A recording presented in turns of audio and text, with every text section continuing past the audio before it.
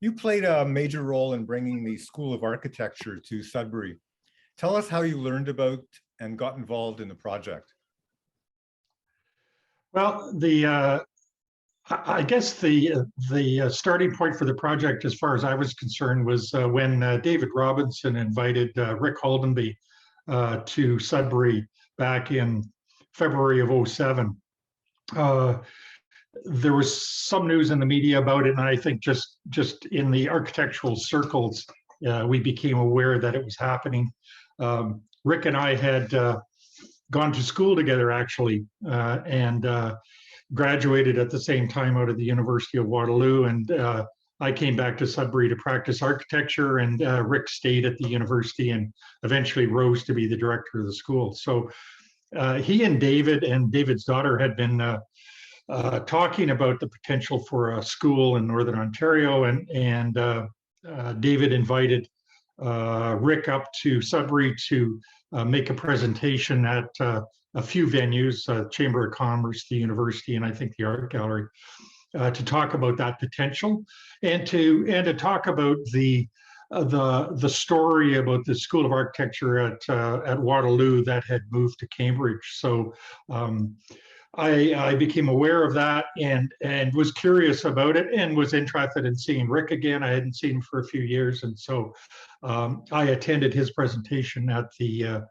Chamber of Commerce, and then again at Laurentian University. So that's how I first sort of became aware of the project.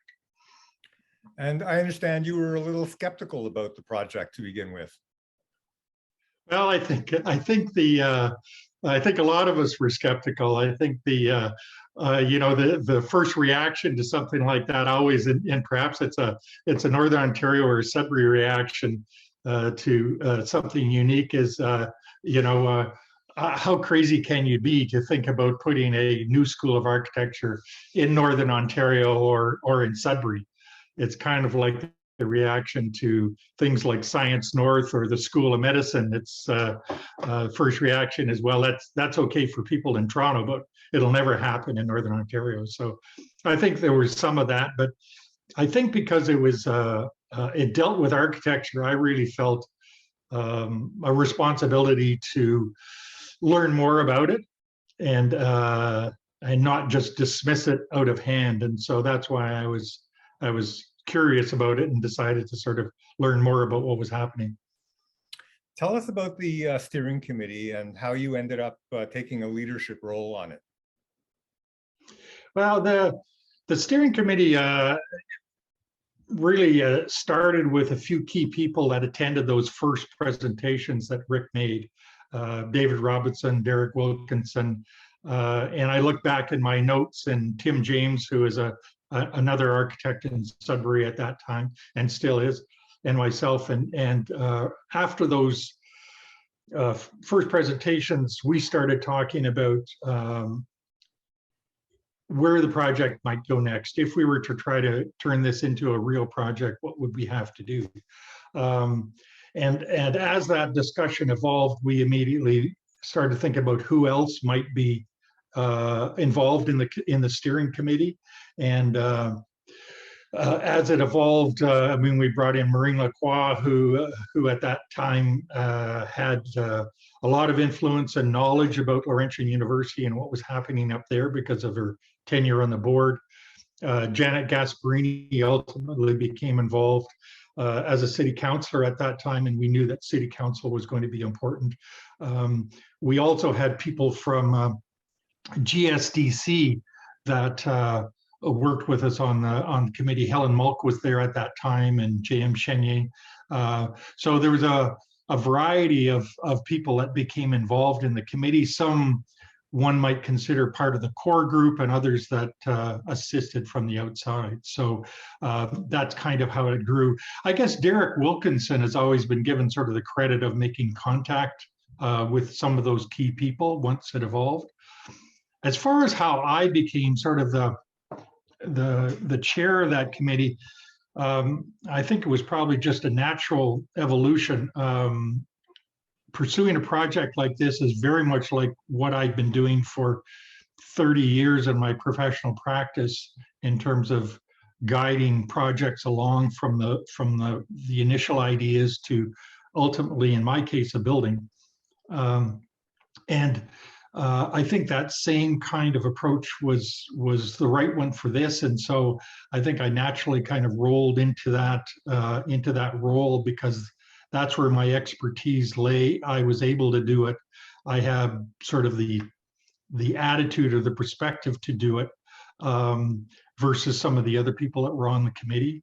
And part of it for me was that if we were going to pursue this and really try to see if we could make a go of it, I wanted it to be done properly with a good approach to it, a good planning approach, not sort of a seat of the pants kind of approach. And so it was kind of a case of, if I was going to be involved, I wanted to be involved. I was willing to put the time into it. And it was also occurring right at the time when I decided to retire from my professional practice. I'd gotten to a point in my career where I was interested in doing something else. My office was in really good shape at that time. We were busy, so it was a great time for me to hand it over to younger partners and move on to do other things. And this project sort of came along, so I kind of adopted it as a bit of my baby, and it became like a half-time volunteer position for the next decade, I guess. So I guess that's how I got involved. How important is project management know-how to economic development projects? And what do you think we need to do to ensure more people in Northern Ontario have this skill? I think it's essential. I mean, that's my perspective. One can say if you fail to plan, you plan to fail. So I think, to me, logical planning is essential for almost any project, small or big, in particular ones that are very unique. As to how one does that, I think the School of Architecture is helping young people learn about project management and planning. So, and I think engineering schools do the same. So I think there are people out there that have those skills. I would think that probably one of the key points for people to realize is that a plan is necessary, and that it's critical to start a project with a plan. Very often, one finds that people feel that planning is not necessary in the early stages of the project. It's kind of, well, we'll worry about doing a schedule or a detailed plan or developing strategy once we get going. So let's just run a seat of our pants for the first year or whatever the time frame is, and then once we get into it, then we'll start planning. And I think that is the real downfall on many projects. And I try to talk to people, clients, to say that the greatest amount of opportunity you have in a project is right at the beginning.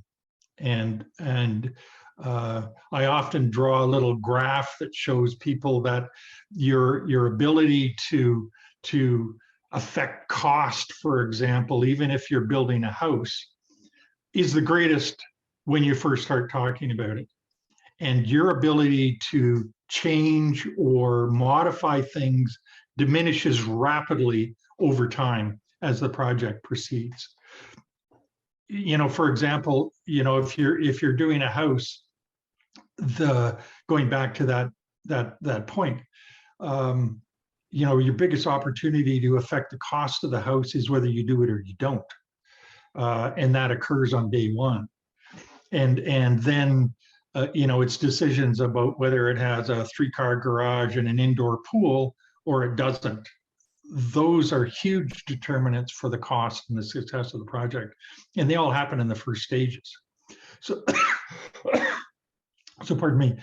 So I think there is that need to immediately start on a project if you're going to pursue it and you think it has potential. to start to plan and strategize, even develop a schedule.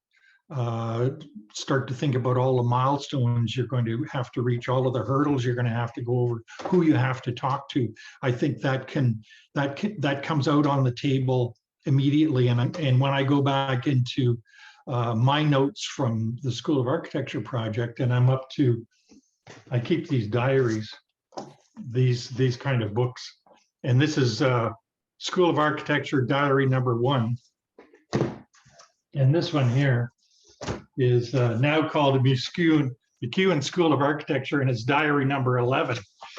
And I go back to #1, and it's from the first page in #1. I've got notes about the committee members and the mechanics of how we're going to get it approved. And these are from discussions from March of '07. So the project had really no legs. There was nothing there. And we were already talking about scheduling and funding and all of that kind of thing. So it's, I mean, that kind of planning evolved, but we started, I put that stuff on the table right on the first day. So you filled 11. All to say, you filled 11 of these. Sorry? Books? You filled 11 of these books? Yes, yeah. So this is #1. So it's a, it's, but Let's have a look at inside. Okay. Yeah. That's great. So there are notes like issues. This is my standard first page issues. And I've got Laurentian University, and I've got Judith Woodworth at the top. Like, how are you going to convince Judith?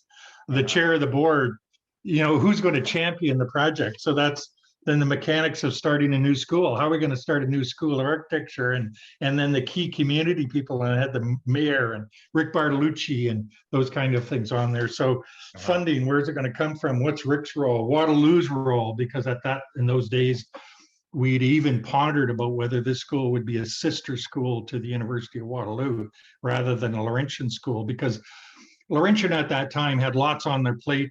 A new school of architecture was not in their radar. So that's an example of, I mean, we use in our business, and I assume the young architects are using these. Everybody has a diary. You start making notes from the day one of the project. You start outlining what the steps are going to be and the hurdles you're going to have to get over. And you put all of that out on the table. And any project that you talk about pretty much can follow that kind of format. Those are all the standard questions you're going to have. How are you going to get approvals? Who do you need involved? And you keep that as a running agenda for the whole project. It evolves, and you don't create a rigid plan. You create a plan that you can change. And I mean, we started off, and I don't know whether it's in this book. I'd have to look, but about how long it would take to open the school. And we were starting in '07, and I think I was pushing for, I thought we can do this in 2 years. So we should have this school open in like '09 or 2010 or something. It opened in 2013, so that was like 6 years later.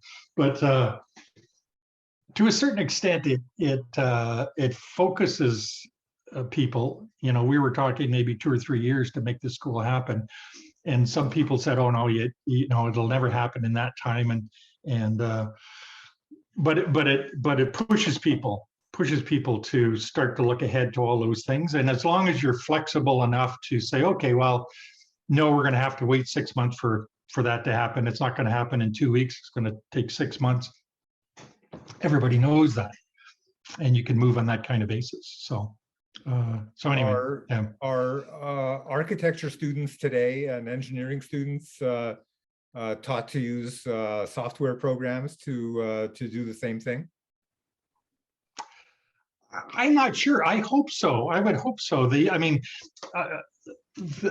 use the diaries because I find that holding a pen in your hand and writing things sort of embeds them in your brain. So so for me, that's the way I work. I mean, there's lots of great software systems that are available for doing that kind of thing, but a lot of it is just for me, it was just writing down what are all the issues, what are all the things we're going to have to deal with. So eventually, you can start to put that in a more complex schedule, and that was done as the project moved on. But in those early days, you just want to dump out onto the table all of the key issues related to your project. Mhm. Was there a need for a new School of Architecture in Ontario? Well, we thought so. I mean, there's not a lot of schools across the country. There, I think we generally believe in our business that there's a need for greater number of designers throughout the community, whether they're practicing architects or whether they're doing other things in the community. That just having designers in the community will improve the quality of life in a community, whether they're doing graphics or architecture or construction, whatever it is. The School of Architecture at that time was having something like over 1,000 applicants for a class of 60.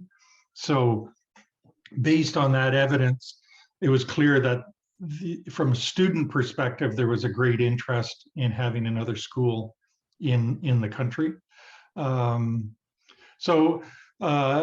know from my own personal experience in Northern Ontario that there was really very difficult to get young architects into our office. The people that we were able to keep in the office generally had to be from Northern Ontario, so they had to be like me, students who grew up in Northern Ontario and then were interested in architecture and went to a Southern school and then came back home. It was extremely difficult to attract, or even and then retain architects that were not from Northern Ontario. So there was a demand for architects in the professional offices, and I think certainly it would be better for the communities if there were no more designers in the communities. So from those perspectives, yes. And we did some business case analysis because other people were asking that question. I mean, the people that were funding the project were asking the same question you're asking: is there a need for more architects? And we were able to convince them that yes, there is a need. I think the other thing about that too is that there's a tendency on the part of all of us to think about graduates from architecture going into traditional architectural practice, that is doing what I did, where I graduated, I went to a traditional office, designed buildings through my whole career. I think, like many professions, and certainly law and engineering are obvious ones, where graduates in those professions don't always go into traditional practice. I remember hearing from somebody in the engineering field that said that like only something like 25% of the graduates in engineering go into a traditional engineering office and do what we think engineers do, you know, design bridges and structures for building. That the other 75% are doing all sorts of other things because they were educated and developed the skills in project management, construction management, project planning that can get applied to all sorts of other fields. So coming back to architecture, it's the same with architecture. I mean, the grads are skilled designers, thinkers, planners, and in Laurentian's case, builders in many cases, and so they have the opportunity to go into a wide range of fields, and that's just good for the community to have designers in, you know, doing construction, furniture building, graphics, you know, computer design, as well as traditional architecture. So I think we have to think of it from that perspective as well. How can the school play a role in encouraging new manufacturing industries from the North's extensive forestry resources? Well, I think the school can play a variety of roles. I think research is certainly one. Research in the use of forestry products. I think prototyping. The school has a pretty high quality shop in which to do things. I think providing examples of what one can do with forestry products, and the students are doing that in their own projects, whether it's building a shelter for Lake Ramsey and a skating shelter for Lake Ramsey, or whether it's, designing a, multi-level apartment building for downtown Sudbury constructed in wood. So they're able to show that. I think as somewhat of an incubator for the use of forestry products, I think the one can see that the grads that are going to come out from the MacEwan School of Architecture are going to have a much better appreciation of the use of wood products as they go out and practice. So I think one would see that kind of experience extended into the work they're doing wherever they are, whether they're doing construction or traditional design. So I think there's a variety of areas. I think also there's the potential for the school to lead the creation of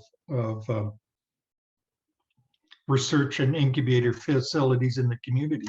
And I think that was one of the many goals that we had hoped the school would be able to take on. And I think it's something that I would like the school to be able to do in the future. The challenge, of course, is money.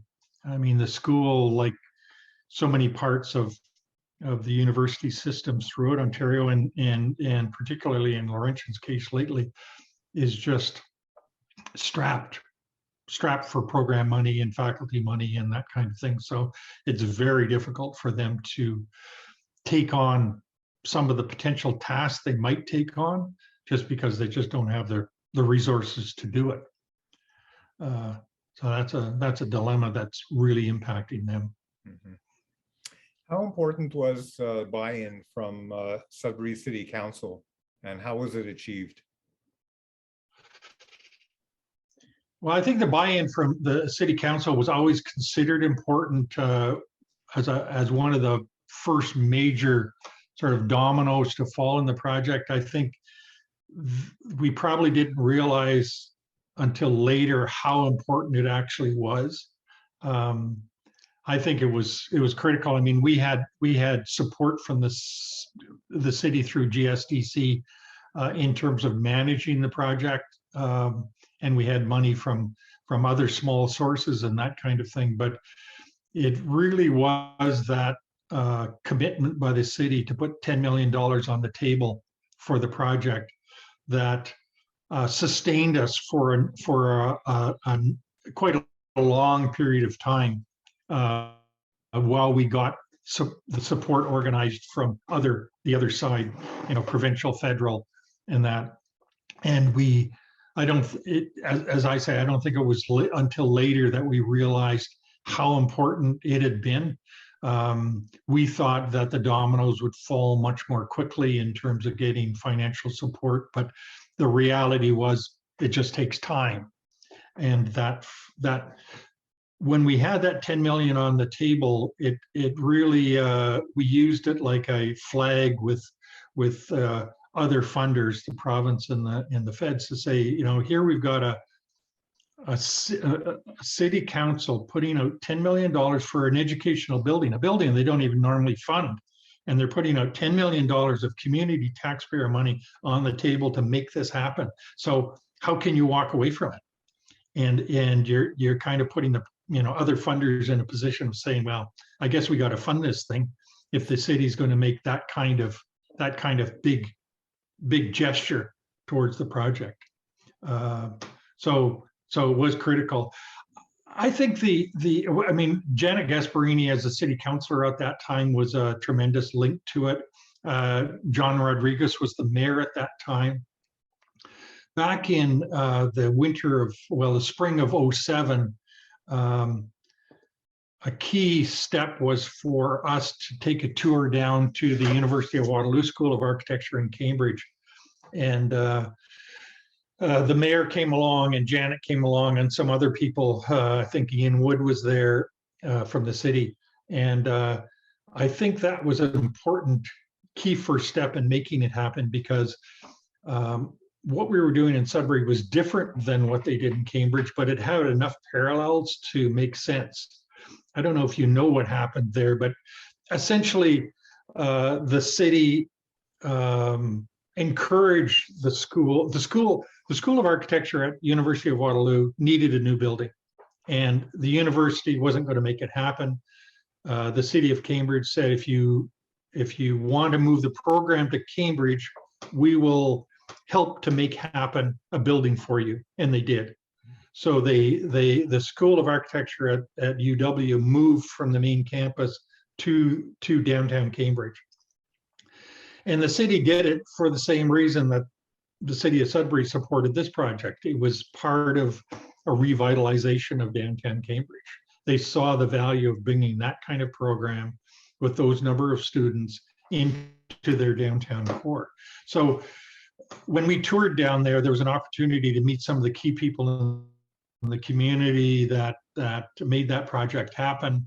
And the mayor, our mayor was there, Janet was there, some of the other committee members were there.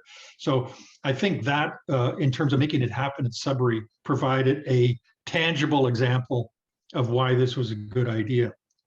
I think the other key point was that with David Robinson's knowledge about the economics of the project, we were able to distill the business case for the school into something that was understandable and relatively simple. And that was really that if you bring in 400 new students, faculty, and staff to the city and to the downtown, that the money attributed to those people is new money to the community. And you know, if you send your child off to another city to go to university, you know you're going to spend, as a parent, you know, $35,000 at that time we thought was a reasonable amount. By the time you spend, you know, their tuition, their living expenses, their room and board, their travel. And so if you bring a program into the downtown that has those type of people, then that new money will come into the city. So it was an argument that was simple.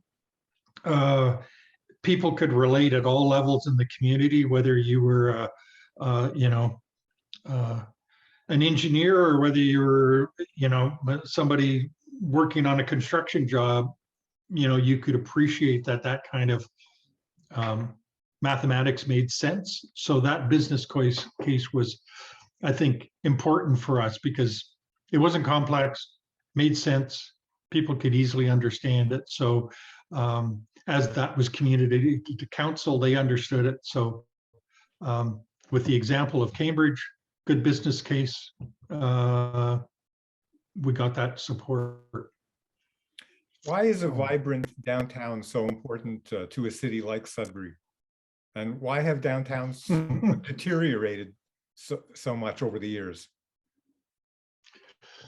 Well, I think the downtown's deteriorated because some of the planning decisions that have been made. I think the Borgia urban renewal destroyed a huge part of what was interesting and vibrant in the city, and replaced it with something that was boring and not very vibrant, and has not been successful for decades.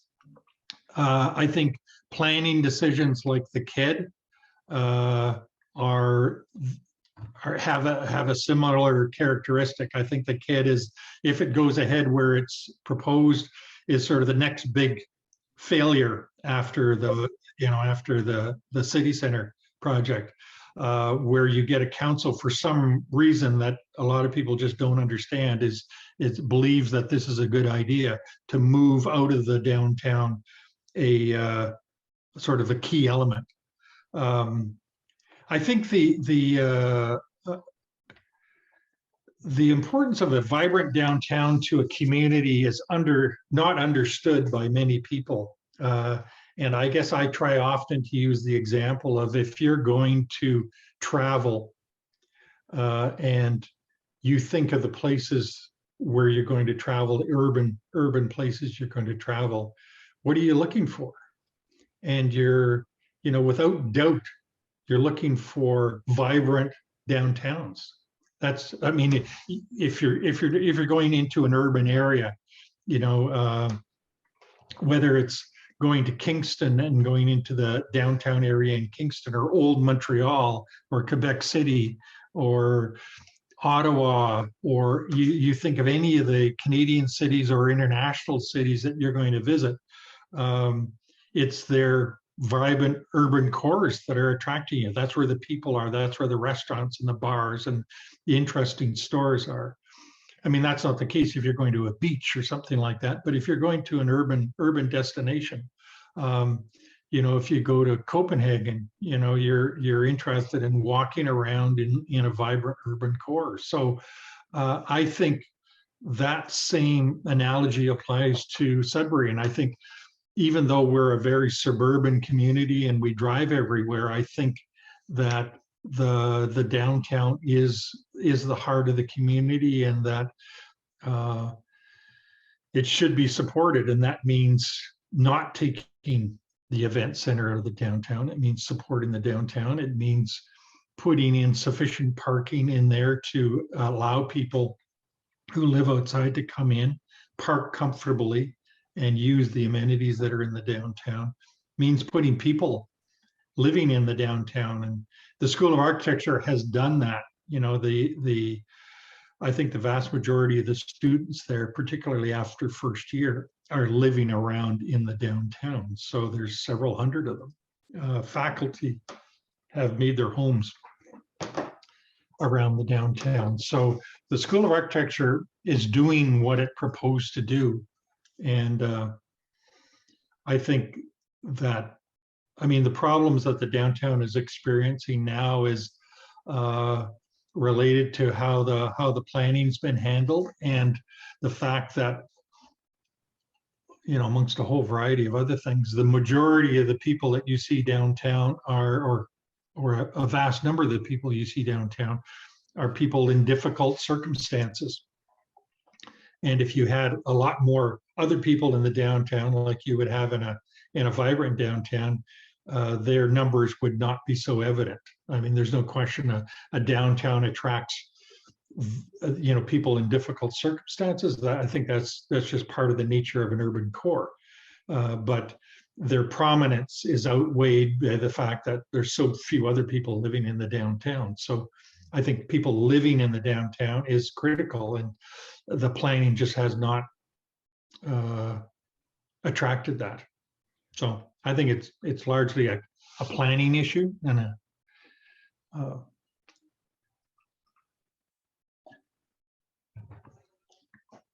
with the city on side, who else did you have to get buy-in from?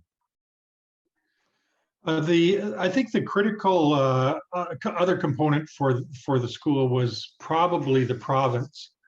The Ministry of Training, Colleges and Universities was sort of the key decision maker regarding creating a new program here. And I think by the time we'd gotten to that point, Dominic Giroux was now the president of the university.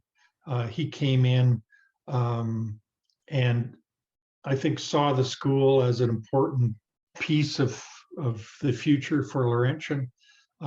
He had certainly the contacts at the ministry, and I think the played sort of a lead role in getting through those hurdles. Those were dealing at that level was beyond what our committee was really in a position to do. It really required the university to take on that role of stick handling it through the province, and so they did that. I think the other thing, though, the other side of that is that the funding components like NOHFC and FedNor had good people locally, and we had good contact with them both at a staff and a board level. And so we were able to keep them informed as to what was happening with the project, get their support, make the case to them. And so we also had, I think, good support there. Rick Bartolucci, as the MPP, was on side at that time. I think locally we had gone around and maintained contact with the local representatives. So that was a key step in that, in getting support at both the provincial and the federal level. So. Any final advice for Northerners spearheading economic development projects? I think certainly what we did with the school was to base the concept for the school on what was unique to the North and the North's perspective. So I think the aspects of the school that are not easily replicated in other areas makes it unique. You know, it's part of, you know, the bilingual component of Laurentian, tricultural. I think the incorporation of Indigenous teachings into the, you know, into the program throughout is important. The incorporation of sustainability thinking throughout the program as opposed to just one other component of it is important. I think the, you know, the design build piece that's in the school, where the students put a lot of time into not only designing but building with their hands, is we always thought was part of the sort of the Northern Ontario pioneer kind of experience, where I guess we see ourselves as people who can not only design something but actually build it, whether it's your cottage or your, you know, your ice hut or whatever you're going to build. And so that kind of design build thinking was imbued into the school. So those were the, you know, some of the pieces of what we thought was unique to Northern Ontario that could be part of this school to make it a unique architectural experience. And I think where that's possible in any other new project, I think it's important to think about what we can do here that you can't do elsewhere, what makes us unique, and try to develop that as a fundamental piece. I think being able to articulate your business case in a simple, understandable way is important. And I found that, at least we found that with the school, the ability for your grandmother to say, what are you guys doing with the School of Architecture in the downtown? Like, why are you doing that? You know, it doesn't make any sense to me. To be able to answer that question in a way that's understandable to that individual in a simple way without boring them to tears, I think is important. I think it works for your neighbor. It works for the taxi driver that takes you in from the airport. It works for the counselors that are sitting around the council table with a myriad of other things on their table to understand in a quick bite what the basis for your business case is and for your concept. So I think that issue of communication is important. And I think going back to the planning that we discussed earlier, I think planning the project right from day one, when you have the greatest opportunity to make a change to the project. I mean, another graphic that, you know, I guess as an architect, I'm always drawing pictures, but the other picture that I draw for this for clients is a spoked wheel, like a bicycle wheel or a wagon wheel. And you're standing at the center on day one with your project, and you got to choose which direction you go, which spoke you're going to follow. And you know what happens as you choose a spoke is that as soon as you start moving along that spoke, you get further away from the other spokes. And so your ability to change diminishes dramatically as you move along that spoke. And by the time you get out to the rim, it's just impossible to change. So if you get out there and you say, oh my God, we should be on that other spoke, you've got a long ways to jump to get to the other one. So the place to jump is right at the beginning. And so that's why it's so important to spend the time thinking about where you want to go, right when you're at the hub of the wheel, before you're halfway out of the spokes and it's too far to leap to the next one. So I'm a believer in that kind of planning, or planning at early stages. So